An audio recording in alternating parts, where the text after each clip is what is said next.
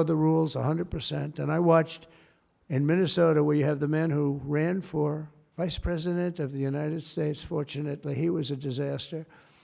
But he wouldn't call in the National Guard. And I eventually called in the National Guard, but it was seven days late. I said, I'll never do that again. I'm never going to, if I see problems brewing, if they're not going to do the problem, I'm not going to wait 2 weeks.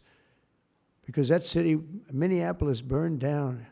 If you remember the CNN anchor, he was standing there saying, yes, this is a peaceful rally. And behind him, the entire city was on fire. It looked like World War II.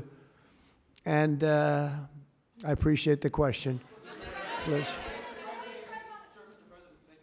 Thank you. First, the terrible, horrific plane crash in India today, where you saw the images on TV. Your reaction to that first, and will you speak to Prime Minister Modi? The plane crash was terrible. I've already told them anything we can do. It's a big country, a strong country. They'll handle it, I'm sure. But I let them know that anything we can do, we'll be over there immediately. But it was a horrific crash. It looks like most are gone. They actually maybe have a couple survivors, which is just heard. But that was a horrible crash. Nobody knows. Nobody has any idea what it might be. I gave him a couple of pointers. I said, maybe you'll look at this or that. You know, we saw the plane. It looked like it was flying pretty well. It didn't look like there was an explosion. It just looked like the engines maybe lost power. But boy, that is a terrible crash. It's one of the worst in aviation history. Yeah, second?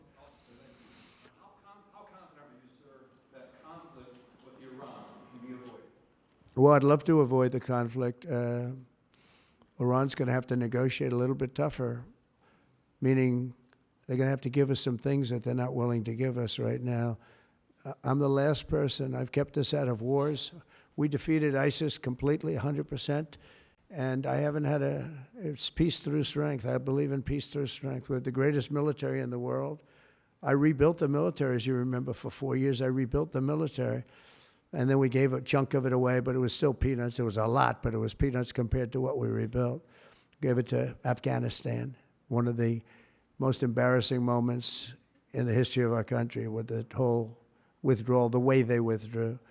It was very embarrassing, but we rebuilt the military. We have the greatest, strongest military. We defeated ISIS. We defeated ISIS.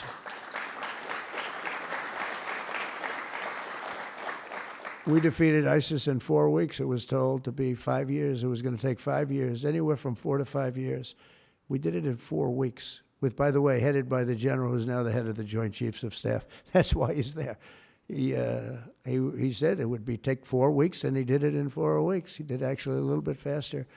So we have a great country, and we're going to keep it that way. And when it comes to Los Angeles or other cities, if we see other cities are gearing up, and these people are agitators, they're paid, they're professionals, they're insurrectionists, they're troublemakers, they're all of those things, but I believe they're paid, and we're going to find out through Pam Bondi and her great staff, her great people at Justice, who they are. And Mike, I think you're doing some investigations in that in Congress, but we're going to find out who they are, because they're really I think what they're doing is unbelievably illegal. Just one thing. So they took the bricks away from people. They're walking in with satchels of bricks. Now, why do you have bricks? You have bricks because you throw bricks. They're very potent. If they hit you, they kill you. And they took them away. The military took them away. They saw him. What the hell is this? The guy could hardly carry me. Many bricks. He's a strong guy. Couldn't carry him. And they saw that, and they took him away. Then they found others with bricks. But they're ingenious. They also brought hammers along, very heavy hammers. And I saw them pounding the curb and pounding the sidewalk. And it was like a military operation. This guy's pounding strong, boom, big shots. And it was breaking up granite, the granite curbs.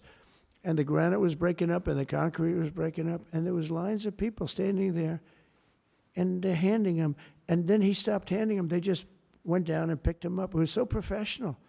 I said, that's a professional organization. This is not like people at random.